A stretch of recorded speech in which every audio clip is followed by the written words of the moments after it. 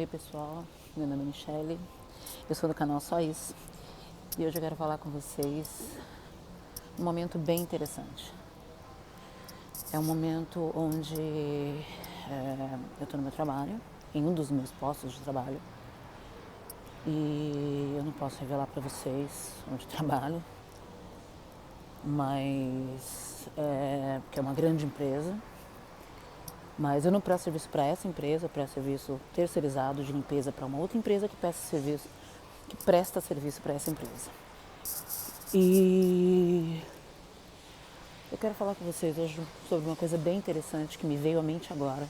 E como vocês sabem, se eu não uso a inspiração que eu tenho naquele momento, eu perco o time e aí não sai mais nada. Por isso que eu tenho tantas dificuldades de fazer conteúdo. Porque eu tenho inspiração sempre quando eu estou trabalhando ou fazendo qualquer outra coisa e eu não consigo gravar conteúdo para vocês, perco o time e depois eu já não tenho mais a mesma energia, a inspiração já não é mais a mesma. Vou tentar gravar um conteúdo o melhor possível, o melhor que eu puder para vocês, mas eu quero falar com vocês hoje a respeito de imigração. Qual é o sentimento que o imigrante tem?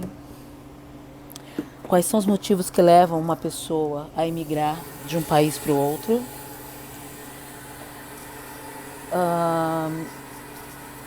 E de uma vez por todas quebrar essa fábula, vamos dizer assim, essa crendice de que as pessoas imigram, na sua grande maioria, por status e não propriamente dito por necessidade. Né? É sobre isso que eu quero falar hoje. Nossa, pessoal, parece uma coisa de Deus, né? Acho que hoje era realmente para eu gravar esse conteúdo para vocês, porque por milagre de Deus a sala tá vazia, um cara que sempre vai embora por último foi embora hoje cedo e eu finalmente vou conseguir, além de limpar mais cedo a sala, também gravar esse conteúdo para vocês com mais liberdade. Vamos lá. Vocês vão ver que eu vou sumir muitas das vezes da frente da tela, mas é porque eu tô aqui na sala limpando as mesas, fazendo meu trabalho, tá bom? Ó, tem bastante mesa para limpar, né? Então, vocês vão ver que eu vou estar fazendo meu trabalho, mas eu tô por aqui. E aí vocês vão me escutando aí. Vamos lá. Hoje vai ser modelo podcast. Bom, o que acontece?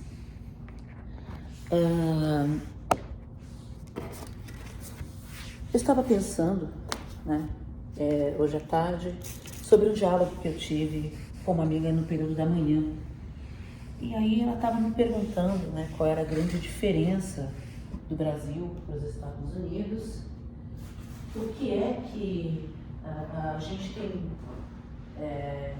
uma condição diferente, uma condição de compra, um poder de compra melhor aqui, e o Brasil tão rico, a gente não tem.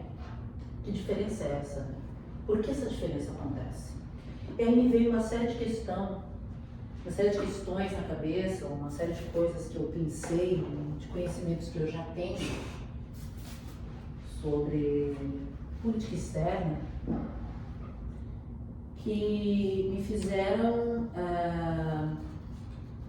pensar nessa pergunta que ela me fez e chegar a algumas conclusões, né? Então, tratando primeiramente disso, para depois a gente chegar no nosso assunto central, que é a vida do imigrante e como essa questão da imigração, para quem sai do próprio país para morar fora.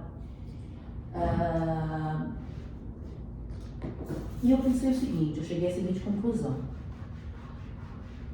Existem diversos motivos pelo qual a vida no Brasil é mais difícil, né? Um deles é o valor de imposto que se cobra em coisas que são levadas para o Brasil, sejam elas no mercado de importação, exportação, ou sejam elas até mesmo produtos que são insumos ou matéria-prima para se fazer coisas, se construir coisas. E aí tem um outro fator que vamos falar de dinheiros. Falando em termos de dinheiros no Brasil, O valor do salário mínimo, se eu não me engano, está R$ 1.325. Se você for dividir por hora, vai dar quase R$ 6 por hora, que é o que o trabalhador ganha no Brasil para trabalhar. Falando em termos de Estados Unidos, onde as leis, tanto leis trabalhistas como as leis civis, são divididas entre estados, você não tem um compartilhamento nacional de leis aqui. Aqui, cada estado tem as suas próprias leis, tanto de trânsito como lei penal, lei civil e lei trabalhista também. Então, falando em termos antropológicos, a gente ganha $15 por hora. Né? $15 por hora. E não 6. Falando em termos de dinheiro, não faça a conversão porque não tem sentido. Quem ganha em dólar, gasta em dólar, quem ganha em real, gasta em real. Então a gente imagina dinheiros, vamos usar essa tática de imaginar dinheiros. Imagina que dinheiro é tudo dinheiro, não tem a conversão. Porque aí você consegue imaginar o custo que sai de um país e o custo que sai de um país, de um outro país, falando em termos de custo de vida. Então você imagina, a gente já tem uma diferença astronômica no ganho da hora trabalhada de um país para o outro. Aí a gente tem um país que um deles ajuda a promover guerras, ajuda a promover invasões, ajuda a promover ditaduras pelo mundo afora. E todos esses movimentos facilitam negociações principalmente comerciais. Porque os países destruídos, eles costumam baratear os seus produtos, porque, dada a condição em que eles estão naquele momento, eles precisam que entre qualquer coisa, o que quer que seja. Então, obviamente, um país que tem uma economia sólida, uma política sólida, um povo esclarecido, tudo bem estabilizado e estabelecido, vai ter um valor de produto muito maior. Já um país destruído, destroçado por guerras, sejam civis, frias ou armamentistas, países dominados pela ditadura, são países normalmente muito pobres, onde há uma pequena gama de pessoas muito ricas e 95% da população é muito pobre, não tem acesso a quase nada. Automaticamente os salários são salários de fome, então se paga muito pouco pela mão de obra, se consegue vender por um valor muito mais acessível qualquer produto para qualquer outro país, dado o baixíssimo custo que aquele país tem para produzir seus produtos. E aí a facilidade de você não pagar imposto no outro país de origem, né? Aliás, no país alvo, você não pagando imposto. Juntando isso tudo, você tem um valor muito mais baixo.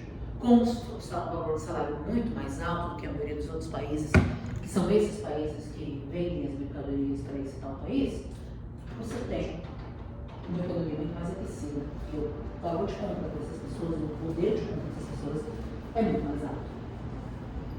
E elas pagam muito mais barato em qualquer produto. Dado todos esses fatores que eu linkei para vocês. Pois bem, agora a gente chega na parte do assunto onde a gente fala da imigração. Eu vivo no estado, sobretudo numa cidade muito 50%, posso dizer para vocês, da população é imigrante.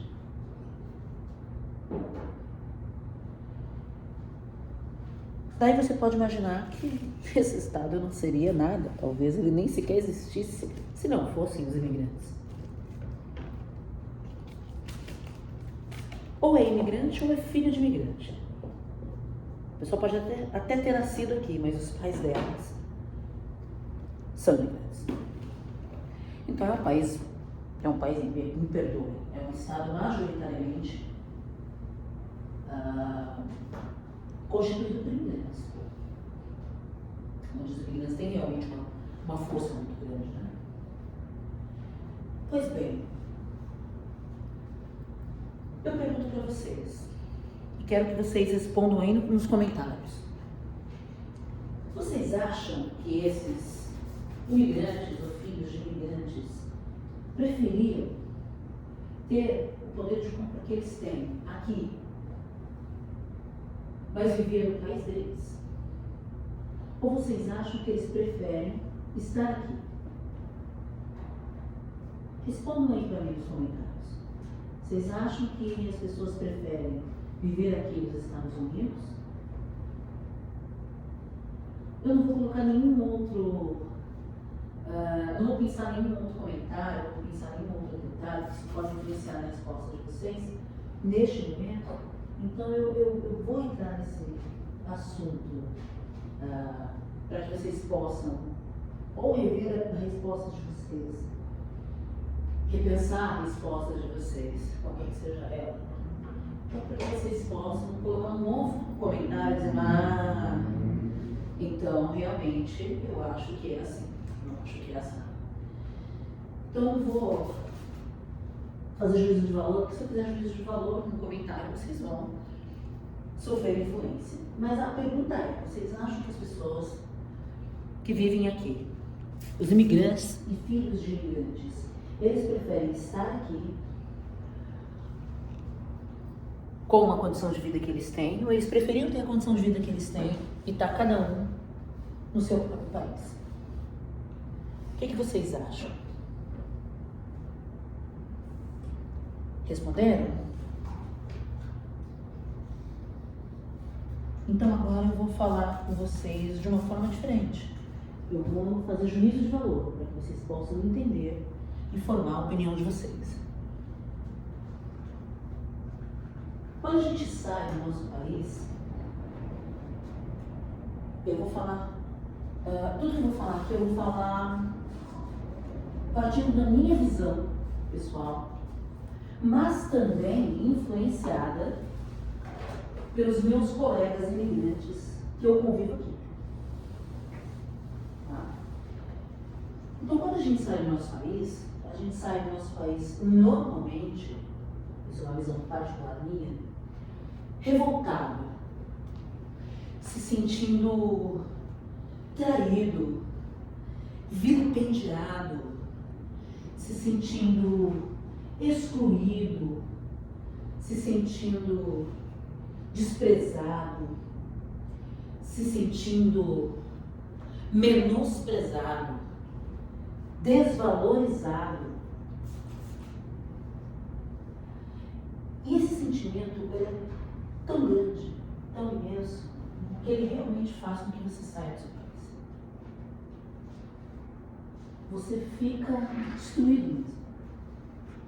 Porque você trabalha muito, você acorda cedo, volta tarde. Muitas das vezes você é levado a vender as suas férias, porque é a única forma, a única maneira, para além das horas extras, lógico, mas vender as suas férias às vezes é a única maneira de você de repente comprar uma TV nova, uma máquina de lavar, quitar uma dívida. A gente não vende as férias porque a gente gosta de trabalhar mais do que deveria, porque a gente não precisa descansar. A gente vende as férias porque a gente não tem outra forma, porque a forma de sobrevivência que a gente tem é vender nossa força de trabalho. Sem contar que a gente é convencido pela grande mídia, perdão, os produtos de limpeza, pela mídia hegemônica, a gente é convencido de que quanto mais você se esforça, mais longe você chega. Então, se você quer ter uma condição de vida melhor, se você quer ter alguma ascensão, precisa trabalhar. Mais do que você está trabalhando. Não, mas pô, estou trabalhando pra caramba, eu trabalho 10, 12 horas por dia, eu vendo as minhas férias, eu faço hora extra, e ainda assim eu não estou conseguindo chegar muito longe, eu só consigo não prever as minhas contas, mas eu não consigo tirar um tempo para viajar, ter um hobby, ou ter um momento de lazer. E esse sistema vira para você e fala para você que você está fazendo pouco, que você ainda está fazendo pouco, está trabalhando pouco, está se esforçando pouco. O sistema ele te convence disso. E você passa a acreditar nisso seriamente. E aí você acha que a culpa é sua, que você realmente é o incapaz, que você realmente está trabalhando pouco, que você realmente está fazendo pouco, que você deveria fazer mais. Alguns se sentem dessa forma, outros se revoltam porque já cansaram de correr atrás do rabo sem chegar a lugar algum.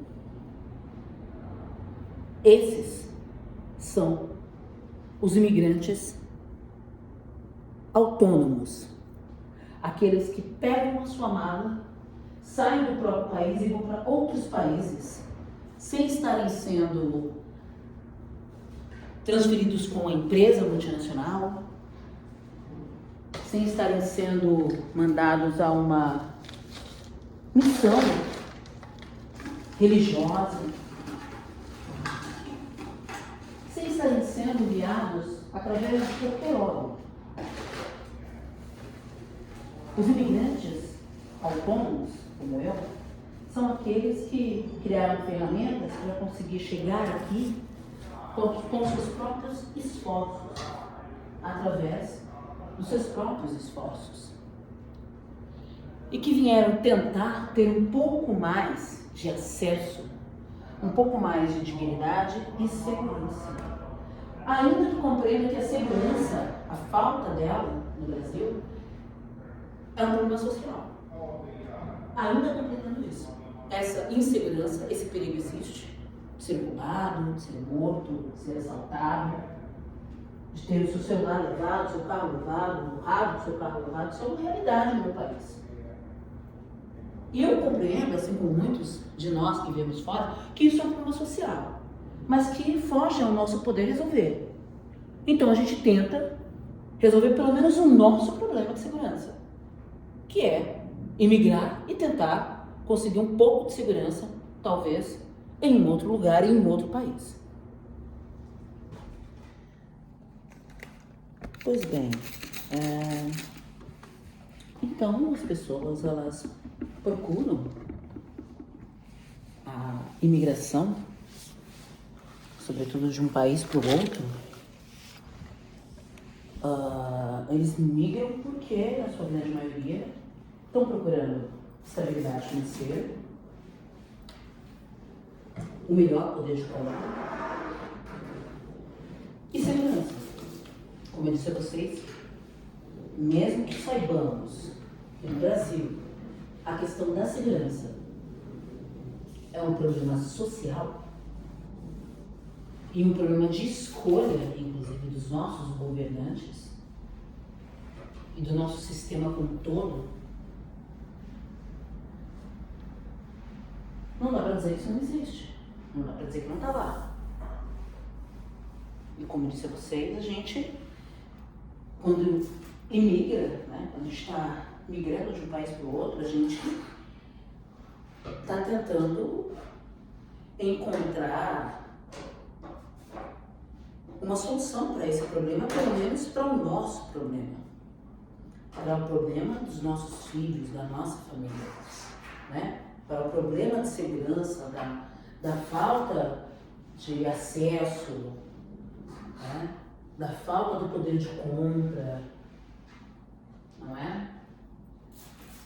Da precarização da educação, ou da saúde, ou do que quer que seja, não é mesmo? Só não dá para escapar da precarização do trabalho, porque isso é um vírus muito parecido com o da Covid. É um vírus que assolou e assola e tem assolado o mundo inteiro. A uberização do trabalho, a precarização do trabalho. O trabalho aqui já é bem precarizado. Existem direitos trabalhistas, sim, mas não direitos que garantam o bem-estar social. Não direitos que garantam direitos mínimos da vida humana.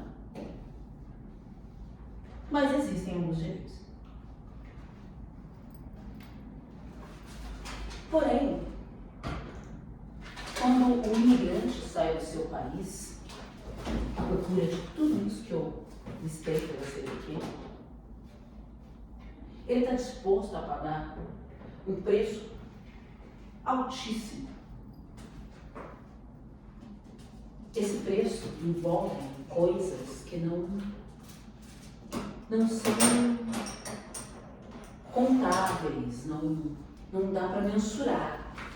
São coisas que não dá para medir, contar em números, ou mesmo precificar. Não há nada que pague, por exemplo, a um imigrante brasileiro, no meu caso, não ter fácil acesso às festas culturais do meu país, como carnaval, festa junina,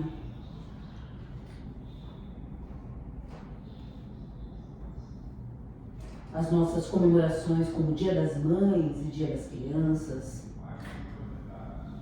a maneira como nós comemoramos a Páscoa, por exemplo, que é bem diferente dos americanos. E tantos outros feriados e datas festivas que nós temos no nosso país e que aqui simplesmente são ignorados ou não existem. Para além disso, tem a distância da família, dos amigos. Todos nós temos aquele cheiro que nos remete a algum dia, a algum momento, a uma época. Eu, por exemplo, tenho milhares de cheiros que me remetem a épocas onde eu morava em determinadas casas, em determinados bairros, com uma determinada idade, com determinadas pessoas. Algumas lembranças ruins, mas algumas lembranças boas também. Eu tenho sabores. Sabores que me remetem a momentos, a datas, a pessoas, a lugares. Isso tudo faz parte da nossa memória afetiva.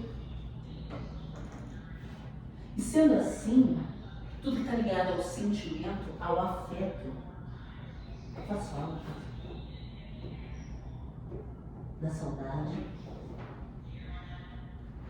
E a saudade, quando ela não pode ser suprida, ela gera depressão.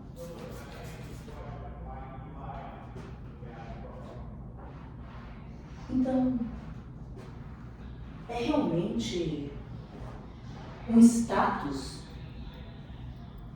ser um imigrante, imigrar do seu país para outro país, qualquer que seja.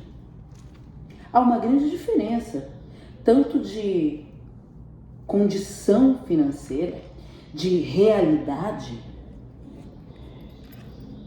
como até mesmo o estado migratório em si. Quando você vem ou vai para qualquer outro país, transferido pela sua empresa, que é uma multinacional, ou para fazer algum trabalho de missão religiosa, ou um trabalho voluntário através de alguma ONG que presta esse serviço,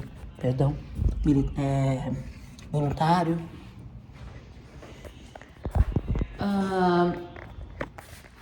É bem diferente, né? É uma condição bem diferente.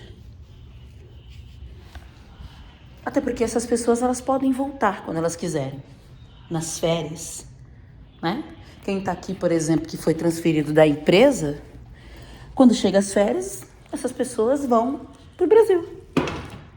Vão para lá visitar os amigos, a família, levar presentes, contar as novidades, né? E os imigrantes que não dispõe desses privilégios, que estão aqui em condições diferentes, em status diferentes, vindos de uma realidade diferente. Como é para esse imigrante ter o seu trabalho precarizado, não ter quase direitos trabalhistas, não ter a sua família por perto, os seus amigos, mas poder ter coisas que não são só apenas coisas tangíveis, mas coisas como, por exemplo, um pouco mais de segurança.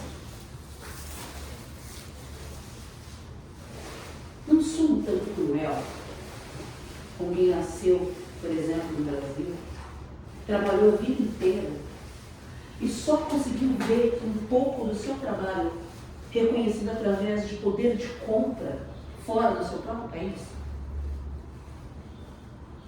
Não é um tanto cruel quase que obrigar as pessoas a fazerem isso, a saírem do seu país para ter um pouco mais de dignidade?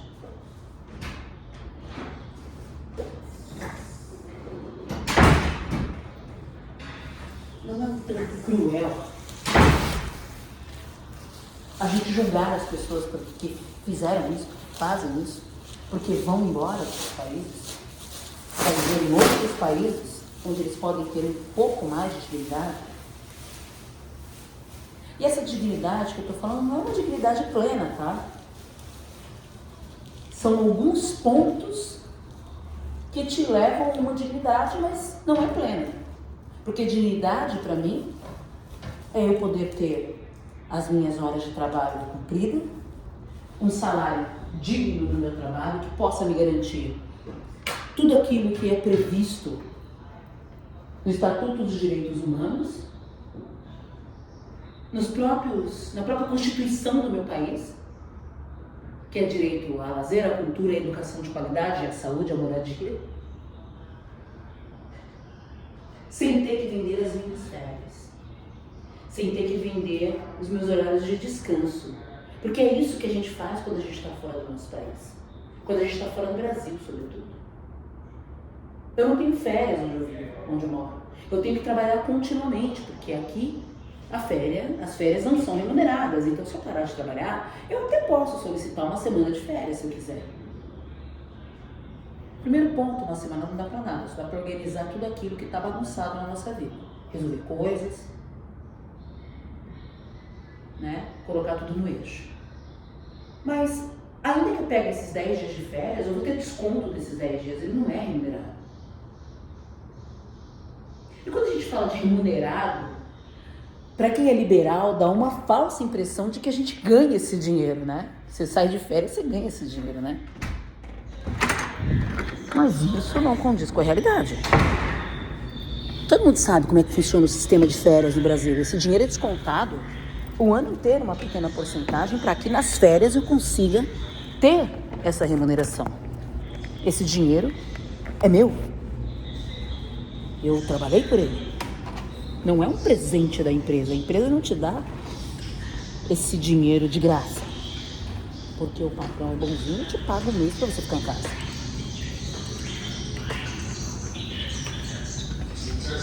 Essa não é a realidade. Não é assim que acontece.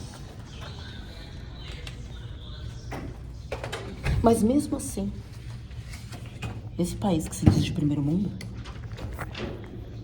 não tem esse sistema onde você pode ter férias e ter uma remuneração por isso e conseguir ficar de férias, resolver seus problemas, descansar e ter um dinheiro para que você possa quitar as contas daquele mês. Dinheiro esse que não, como eu já disse, não é lhe dado de presente. Ele é descontado mês a mês do seu pagamento. Por isso que você só pode tirar férias depois de 12 meses de trabalho. Porque são 12 meses de desconto que você recebe para depois receber esse dinheiro de volta. Nas férias. Daí, ou porque é férias remunerada. Como disse, não é porque o seu patrão é bonzinho te dá um mês de graça que você ficar em casa e te paga por isso.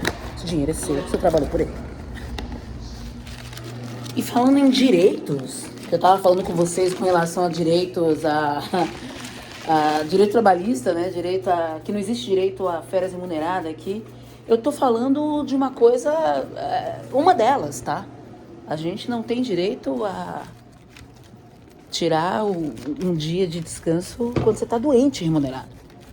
Se você tá com Covid, azar o teu. Se você tá com gripe, azar o teu. Se você tá com a perna quebrada, azar o teu. Aqui, a professora da minha filha já foi trabalhar de RoboFoot. Pra quem não sabe, RoboFoot é aquela bota preta que eles colocam no lugar do gesso. Aquilo é melhor do que o gesso, é mais leve, mas tem o mesmo efeito, digamos assim.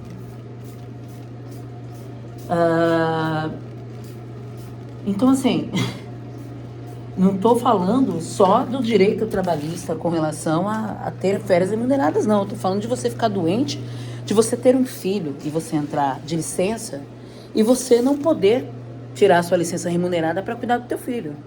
Não pode. Não tem esse direito aqui. Então, a gente precisa pensar bem, né? Se vale mesmo a pena. A gente vende a alma, muitas das vezes, como eu disse pra vocês, porque a gente tem a ilusão de que a gente vai ter um pouco mais de dignidade. E aí depois, quando você tá afundado nessa escolha que você fez, já não é tão simples assim voltar atrás. Eu mesma não tenho nem pra onde voltar. Eu não tenho casa no Brasil. Eu não tenho nada. Eu tenho uma família que os membros mais distantes são mais próximos do que meus irmãos. São pessoas que não me ajudaram nunca na minha vida. Minha família nunca me ajudou com nada. Muito pelo contrário, no momento em que eu precisei de ajuda, foi o momento em que essas pessoas me abandonaram. E sempre foi assim a vida inteira. Falando em termos da minha família. Então, não é tão simples assim. Às vezes a pessoa pode olhar assim e falar, mas por que você não volta, né? Volta pro Brasil. Voltar pro Brasil pra quê? Pra eu chegar no Brasil ganhando 1.300 e pouco, pra pagar um aluguel de 1.500? Como é que eu vou viver? Como é que eu vou criar minha filha? Como é que eu vou pagar psicólogo pra fazer o acompanhamento do TDAH dela? Como é que eu vou pagar psicólogo, psiquiatra? Né? Vou esperar pelo SUS? Putz, cara, quantos meses, quantos anos? Maravilhoso, não tenho o que falar. Mas precisa de reformulação para que essas filas se encurtem. Para que casos como o da minha filha, por exemplo, que precisa de acompanhamento periódico, desculpa, gente, produtos de limpeza, possa acontecer. Porque ainda tem a mão do SUS. O que estraga o SUS é a maldita mão das empresas privadas. Porque aquilo que não tem no SUS, eles jogam para a empresa privada. E aí quando chega lá, é aí que começa o problema. Né? Não é 100% do SUS que é realizado pelo próprio SUS. Tem muita coisa feita por empresa privada. E é aí onde mora o perigo, vamos dizer assim, né? Então, é muito simples. Às vezes as pessoas falam, mas por que não volta? Porque, gente, eu não consegui terminar minha faculdade por questões financeiras. Eu aprendi o inglês, mas é só isso mesmo. Eu tenho uma faculdade incompleta, alguns anos de supervisão de call center, alguns anos de metalúrgica, mais alguns anos de motogirl e muitos anos de marreteira de trem. E todos esses anos criando as minhas filhas sozinha. Então não é tão simples assim. Não é porque não volta. Cada um sabe onde calo lhe aperta. Tá todo mundo tentando sobreviver e eu tô tentando fazer a mesma coisa. Tem uma coisa interessante, que aqui faz frio a maior parte do tempo, né? A maior parte do ano. E o pessoal costuma comentar comigo assim, né? Nossa, como é que você aguenta, né? Tanto frio. Para quem vem do Brasil, um país tropical, onde tem sol a maior parte do tempo, né, do ano, né? Então, como é que você aguenta, né? Como é que você acostumou, né? Um país, uma cidade tão fria como Chicago, que aqui faz frio demais. Aqui são 8 meses de frio intermitentes, tá ligado? Tipo, agora é primavera, hoje nevou, pra vocês terem uma ideia. Sábado fez 26 graus, mas hoje nevou. Fez 4 graus, né? Tava um frio terrível.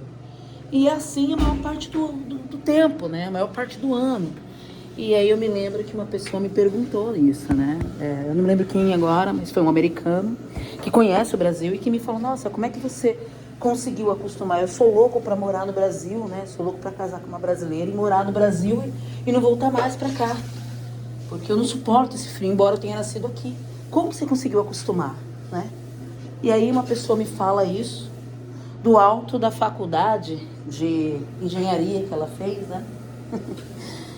E eis que eu respondo para ele o seguinte: depois que você acostuma a passar fome, depois que você acostuma a deixar de comer um pão para que os seus filhos possam ter para comer, depois que você deixa de comer uma mistura, um bife, para não faltar para os seus filhos e ter que sair para trabalhar mesmo assim, sem ter comido, sem ter se alimentado, sem ter 3 refeições no dia, depois que você se acostuma com isso, você se acostuma com qualquer coisa. Qualquer coisa. Uma coisa que eu já procurei e eu não encontrei foram programas de apoio ao imigrante brasileiro. Sabe, um programa de ressocialização, um programa que pudesse garantir que o imigrante pudesse voltar para o seu país, no caso para o Brasil, e pudesse ter um financiamento de casa, sabe? A garantia de um trabalho, sabe? Que a gente pudesse usar os nossos conhecimentos, tudo que a gente adquiriu de conhecimento fora do Brasil, em prol do próprio país, sabe? Não existe nenhuma espécie de apoio para que a gente volte para o nosso país. Não existem programas para isso, sabe? Deviam criar o programa de volta para casa, sabe? Que, na minha visão ignorante, serviria como um incentivo para que a gente pudesse voltar para o nosso país com um pouco mais de dignidade. Porque a gente saiu do nosso país justamente por isso. Eu e aqueles 70% que eu falei para vocês saíram porque estavam se sentindo, como eu falei no começo do vídeo, vilipendiados, traídos, abandonados, à própria sorte. Mas como que a gente vai pensar num programa desse se os próprios que ficaram no Brasil estão pior do que a gente atualmente? Não é mesmo? Então é realmente um projeto novo de país que a gente precisa pensar, né? A gente precisa pensar num projeto totalmente diferente de país, porque de verdade esse projeto de país atual não está dando certo. É na mão do Bolsonaro, é na mão do Lula, na mão de quem quer que seja, porque a imigração acontece desde antes do Bolsonaro estar no poder. Com o Lula foi menos pior? Claro que foi, gente. Foi um governo em que eu consegui criar as minhas filhas como mãe solteira. E hoje eu tenho 3, aliás, tenho 4. Tenho uma de 29 anos, tenho uma de 25, uma de 19, que vai fazer 20, e a minha de 7 anos. A de 7 ainda criei com o pai. Mas as 3 mães mais velhas foram criadas sozinhas por mim e eu só consegui de verdade, acredito nisso cegamente, porque foi durante o governo do PT.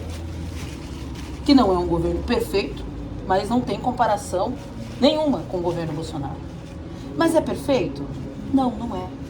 Porque mesmo no governo do PT, ainda havia muita carência de emprego. Passei muitos anos trabalhando como marreteira, vendendo refrigerante de cerveja no trem.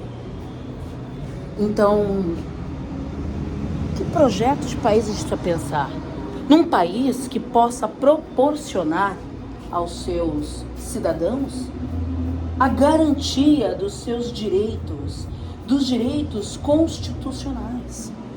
A gente precisa pensar no projeto de país onde as diferenças não sejam diferentes, onde a diversidade seja respeitada, porque o país, o Brasil, é um país diverso desde sempre e não vai deixar de ser hoje nem nunca. Precisamos pensar no projeto de país que garanta o direito a ter uma vida digna para a classe LGBT, que é uma grande e boa porcentagem da população. Quando a gente fala de grupos minorizados, quando a gente fala de minorias, eu acho muito estranho esse termo, gente, de verdade. Porque a gente está falando de grupos que não são menos, que não são menores, sabe? A gente está falando de pretos. A população preta, e eu me incluo nessa, porque sou preta, no Brasil, é 56%. 56% da população é preta. Compreende? Tem muito mais mulher do que homem. E a classe LGBT é um número realmente expressivo. Pode ser a minoria em detrimento aos que se declaram heterossexuais, mas se declarar heterossexual é uma situação, né? Ser heterossexual é outra situação. Então, assim, sabe, minorias. E quando a gente fala da classe LGBT, a gente fala de pretos, a gente fala de mulheres, na hora da luta, da batalha, a briga, a luta, a batalha é basicamente pelos mesmos motivos. A mulher e a classe LGBT, a mulher trans, toda a classe em si está lutando por direitos. É uma só briga, é uma só luta. E eu acredito cegamente que no dia que a gente compreender que essa luta é uma só luta, as coisas vão mudar exponencialmente. Porque aí a gente vai acordar e perceber que a gente não é minoria. Imagina a classe trabalhadora toda em uníssono, entendendo que a luta é de classes. E que a classe trabalhadora toda precisa se juntar para lutar por direitos. Imagina o povo brasileiro acordando para isso. Minha gente, esse povo não vai dar conta, não. Esse empresariado brasileiro vai dar conta, não. A mídia hegemônica vai dar conta, não.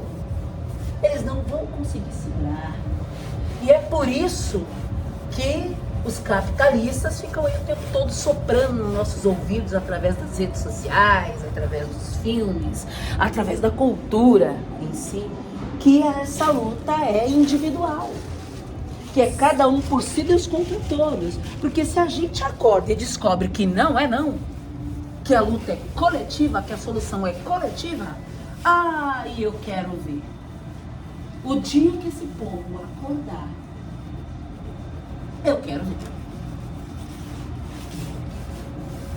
Então, assim, galera, é disso que a gente precisa. De um pensamento, de uma mentalidade, de mudança, um projeto de país coletivo. É só assim que a gente vai conseguir chegar em algum lugar. É só assim que a gente vai conseguir dar algum passo para alguma direção. Pois bem, então, dessa forma, você não tem direito ao descanso remunerado, né? Você não tem direito a tirar suas férias e receber para descansar, né? E eu não tô falando de quem é imigrante só não, tá? Tô te falando de qualquer trabalhador aqui. Nenhum trabalhador aqui tem férias remuneradas, mesmo os nascidos aqui, tá? Não é assim que funciona. Não existe esse tipo de lei trabalhista, tá? Vou um pouquinho mais pra vocês não verem qual empresa que eu trabalho, não pode. Mas vamos lá. Então, eu tô vendendo as minhas férias, né? Eu tô vendendo a minha alma, na verdade. Não é nem as minhas férias, eu tô vendendo a minha alma.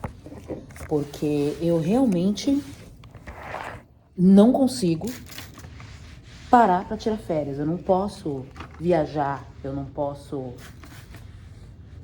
literalmente descansar.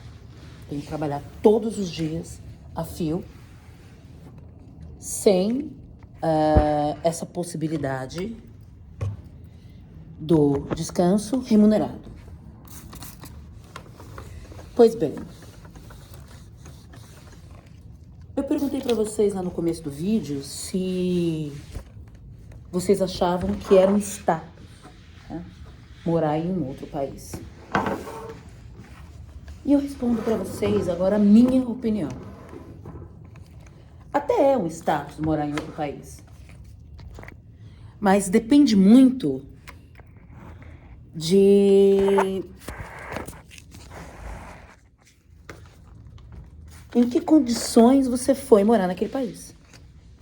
Se você é filho de um milionário, ou se você mesmo é rico e foi morar naquele país porque você quer viver novas experiências, porque você quer ter uma nova visão de mundo, ou uma outra visão de mundo, né, que não seja limitada a apenas o seu país, a sua cultura, ok. Aí sim, é um status. Faz parte realmente do status quo. Status quo. Mas quando você sai do seu país para ir morar em um outro país, como imigrante, com as suas próprias forças, literalmente sendo um fudido no teu país, no Brasil, por exemplo, primeiramente você vai chegar aqui, você vai continuar sendo fudido. Você não vai enriquecer. Para enriquecer, para ficar bem mesmo, você tem que contar com uma puta sorte de conhecer as pessoas certas, estar no lugar certo, na hora certa. Do contrário, você vai continuar sendo fudido. Então, quando você tem que contar com sorte, você já pode presumir que, né, não é uma coisa geral, não vai acontecer para todo mundo, ou pelo menos não para a maioria. Né? E daí você já pode pensar que a maioria vai continuar sendo fodida, então. E é bem isso que acontece mesmo. Para quem vem como imigrante e tem filho, precisa pensar em viver. Não dá para sair juntando todo o dinheiro que cai na tua mão. Porque esse filho tem necessidades que precisam ser supridas. Você tem necessidades que precisam ser supridas. Quem mais ganha dinheiro aqui é a galera que vem solteira, que vem sem filhos. Porque mesmo quem tem filhos, mas vem sozinho, sem os filhos, porque tem essa situação também de pai que vem embora, larga os filhos no Brasil. Porque esse pai, essa mãe, não vai precisar se preocupar em dar atenção, carinho, acompanhamento. No meu caso, a minha filha tem TDAH, então ela super precisa de atenção, cuidado e acompanhamento. Então, uma outra questão é essa questão até mesmo da saúde. Minha filha, ela tem todo um acompanhamento para o TDAH dela que no Brasil ela não teria. Ela tem um acompanhamento quinzenal da psicóloga, trimestral da psiquiatra, que passa a medicação e renova as receitas dela.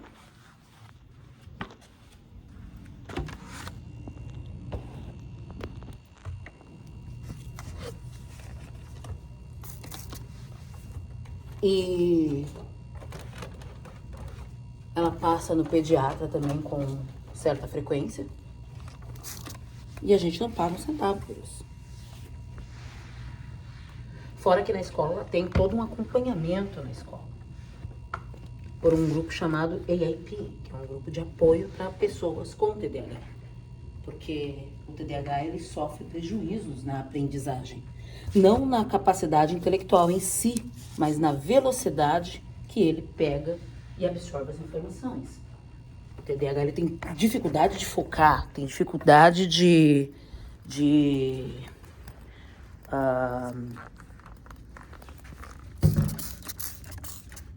manter a atenção por muito tempo em determinadas coisas, em determinadas matérias, em determinados eventos. O TDAH ele tem uma dificuldade imensa de manter um diálogo focado, por exemplo. Né? Então, quem conhece TDAH sabe bem quais são as dificuldades, as limitações do TDAH. E realmente são pessoas que precisam de ajuda, precisam de apoio. Isso é uma coisa que nós não teríamos no Brasil se a gente tivesse continuado lá. Então vocês entendem que a gente não vem pra cá feliz da vida. Pode ser a princípio, tá? Pode ser a princípio, porque quando você chega aqui, você chega apaixonado, achando que é o melhor lugar do mundo. Depois você vai vendo que não é bem assim, você vai descobrindo que todo lugar do mundo tem defeitos e que, pelo menos com os defeitos do seu país, você já sabe lidar. Lá você se sente com mais propriedade para falar, reclamar, xingar e tudo mais. Então você descobre que, às vezes, o defeito daquele outro lugar que você foi morar é até mais pesaroso, porque você não tem propriedade para reclamar, para bater o pé, para xingar, para, enfim, se impor. Então, acaba que o defeito do seu país parece não ser nem tão grande assim, sabe? Porque você já sabe lidar com aqueles defeitos. Tem o problema do idioma, quando você não sabe o idioma. E olha, eu vou falar para vocês. Galera, o Brasil... Vocês sabem, o Brasil é um país que não tem a cultura de ensinar inglês na escola para os seus cidadãos. Ao contrário da Índia, né, que tem o inglês hoje já como primeira língua. Já foi segunda língua, mas já é primeira língua. Isso é culpa do imperialismo? Claro que é. Obviamente que é. Mas o problema é que, falando em termos do jogo que está sendo jogado, que é o capitalismo, se você não tem o inglês, as suas chances de ascensão na vida no Brasil é quase nenhuma. E saibam que 60% das pessoas que vêm pra cá, talvez mais de 60%, talvez 70%. Tô fazendo essa conta pelas pessoas que convivem comigo, tá, galera? 70% das pessoas, entre 60% e 70%, que convivem comigo, ou não falam inglês, ou chegaram aqui sem falar uma palavra. E eu me incluo nessa. Então, assim, pessoal, é uma realidade bem difícil. Imagina você chegar num país onde tudo é diferente da sua cultura e você precisa se virar e você não fala a porra do idioma. Sabe? Então, eu quero só que vocês entendam de uma vez por todas. Ser imigrante não é fácil, não é brincadeira, não é divertido, não tem romance nenhum. Eu, sinceramente, gostaria de ter os acessos que eu tenho aqui, mas morando no meu país. E eu acho de uma crueldade imensa eu ter que viver fora do meu país para ter as coisas que eu tenho, que não são ganhadas, são compradas através do meu esforço, da venda da minha força de trabalho. Eu ter que morar fora do meu país para ter condições de morar num subúrbio e ter condições de ter um pouco mais de segurança. Eu ter que morar fora do meu país para que a minha filha tenha direito a um tratamento completo, um acompanhamento completo para o TDAH dela. E eu acho um desaforo ainda ter pessoas que chamam a gente de desertor. Sobretudo na época das eleições, que eu fiz campanha pro PT, pro Lula. Tô desde 2018, aliás, muito antes, falando mal de Bolsonaro, porque eu sei muito bem quem é essa víbora. Não comecei a gostar de política agora. E ainda ter que ouvir de uns ou de outros que eu sou comunista de PS5, comunista de iPhone, comunista de Adidas, comunista de Nike, o que quer que seja. Só quem sabe os capins que a gente come, tudo que a gente sofre, tudo que a gente passa, tudo que a gente abre mão, o preconceito, a discriminação por ser imigrante, sabe? A falta de compreensão, de afago, a falta de companheirismo, sabe? A saudade de tudo, sobretudo, antes de mais nada, da família e dos amigos. Só quem tá aqui sabe que preço tá pagando. Principalmente os que vieram nas condições que eu vim. Que não foi por ser de família abastada, por ter tido a oportunidade de fazer uma faculdade e assim ter conseguido uma boa colocação no mercado de trabalho, onde a minha empresa, que é uma multinacional, me transferiu para cá, porque obviamente eu tive condições de fazer uma boa escola, uma boa faculdade, eu também tive curso de inglês. E assim eu tive, obviamente, também a oportunidade de vir para cá transferida pela empresa multinacional com a qual eu presto serviço. Essa não é a minha realidade, essa não é a realidade de pelo menos 60% a 70% dos brasileiros que estão aqui. É bem verdade que uma boa parte é ignorante, não consegue entender que foi o sistema capitalista que jogou essas pessoas para dentro do olho do furacão, para dentro do núcleo do capital. É bem verdade que eu me radiquei politicamente depois que eu cheguei aqui. E passei a compreender melhor certos mecanismos e como, de fato, o capitalismo funciona. A ideia da individualidade, a ideia de implementar na cabeça das pessoas, os trabalhadores, de que ele depende dele mesmo, que o esforço dele depende apenas dele, que se ele não conseguiu chegar a algum lugar é porque ele está se esforçando muito pouco. Essa ideia de que ele precisa superar os seus adversários, que seriam os seus iguais. Essa ideia de empreendedorismo falsa implementada na cabeça das pessoas que vendem bolo de pote, por exemplo, que são convencidas de que são microempreendedores, que são donos de empresa e de que quando a gente fala a respeito de acabar com propriedade privada, a gente está falando da casinha que eles têm, a gente está falando do palio deles, a gente está falando da casa de praia, a gente está falando do sítiozinho deles. Ou do dono da bodega, né, que vende lá óleo, batata, alho, cebola, uma pinguinha no balcão também. E aí convence esse cara de que ele é um puta empresário, de que é dele que a gente está falando quando a gente fala de acabar com as grandes fortunas, com os grandes milionários, taxar grandes fortunas. E acabar também com a propriedade privada. Ele pensa que é dele que a gente está falando. Ele não consegue entender que ele é só mais um mero trabalhador. Que ele é um cara que ele não pode tirar um ano sabático sem trabalhar e as contas dele e a vida, o padrão de vida dele não vai cair. Ele não consegue compreender isso. Ele acha realmente que ele vai ter prejuízo se tudo isso mudar. Se alguma dessas nossas pautas for atendida, ele acha que ele está incluso nisso aí. Que ele vai ter prejuízo, que ele vai ser prejudicado mesmo. Ele não consegue compreender qual é o lugar dele. Ele não consegue compreender que ele está mais perto de nós, ou de um morador de rua, do que do Abílio Diniz ou do Elon Musk, por exemplo. E assim eu encerro esse vídeo com vocês, galera, dizendo uma coisa. Não tô aqui para cuspir no prato que eu como, não. De maneira nenhuma. Quero que vocês entendam que existem muita coisa que é vendida para nós, quando a gente mora no Brasil, que não é verdade. Que a realidade é outra. E que na prática, a teoria é outra.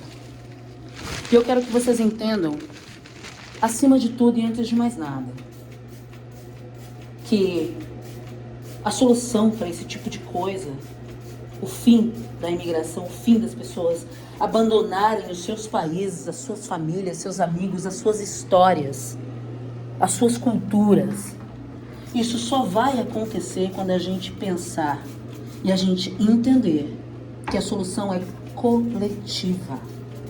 Não existe solução de modo isolado. Eu não consigo resolver este problema, você não consegue resolver esse problema. É através de organização social. É só assim.